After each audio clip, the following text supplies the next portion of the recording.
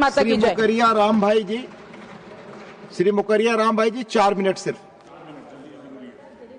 माननीय उपसभापति जी, वंदे मातरम।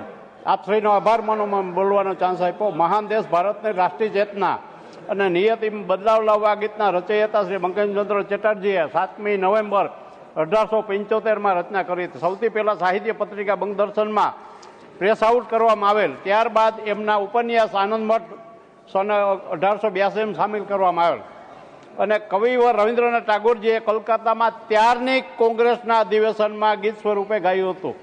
ત્યારબાદ રાજનૈતિક નારાના રૂપમાં વંદે માતરમ 7મી ઓગસ્ટ 1905માં બનારસ ખાતે કોંગ્રેસ અધિવેશનમાં કવિયત્રી સરલાદેવી ચૌધરાણીએ ગાયું હતું। 1907માં મેડમ ભીખાજી કામાએ ભારત દેશની બહાર પહેલીવાર બર્લિનમાં તિરંગો ફરકાવવામાં આવ્યો, તેમાં વંદે માતરમ અંકિત કરવામાં આવેલ હતું।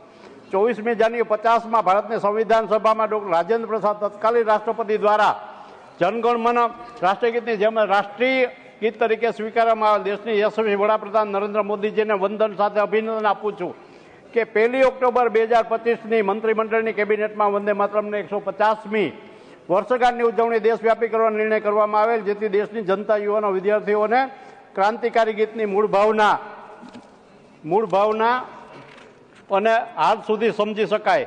આ મહાન દેશ ભારતના યશસ્વી વડાપ્રધાન શ્રી માનનીય નરેન્દ્રભાઈ મોદી સાહેબ તથા ગૃહમંત્રી શ્રી અમિત શાહ સાહેબને નમ્ર વિનંતી કરું છું કે વંદે માતરમનું ગાન દરરોજ નિયમિત રીતે દરેક સ્કૂલમાં, કોલેજોમાં તથા મદ્રસાઓમાં ફરજિયાત કરવું જોઈએ તેવી મારી હાર્દિક વિનંતી છે। વંદે માતરમ આપણા સ્વતંત્ર સંગ્રામના અમર શહીદો દ્વારા ગવાયું ગીત જ નહીં પરંતુ યુગો સુધી પ્રેરણા સ્ત્રોત છે। રાષ્ટ્રીય ગીત માત્ર સ્વતંત્ર પ્રાપ્ત માટે સ્મરણ જ નહીં પરંતુ રક્ષા કરી કેવી રીતે કરવી તેની યાદ પણ સ્મરણ કરાવે છે। વંદે માતરમ સંસ્કૃત ભાષાનો વાક્યાંશ છે, તેનો અર્થ થાય છે માં તુજે સલામ।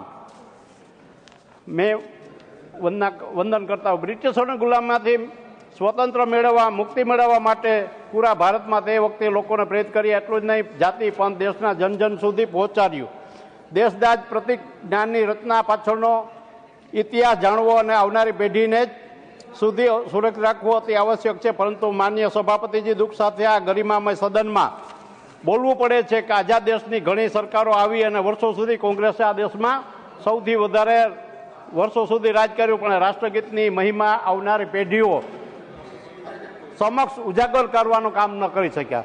આ ગીત ભારતના સ્વતંત્ર સંગ્રામના પ્રતીક તરીકે ગણવામાં આવે છે, જેને અંગ્રેજોને ઊંઘ હરામ કરી હતી।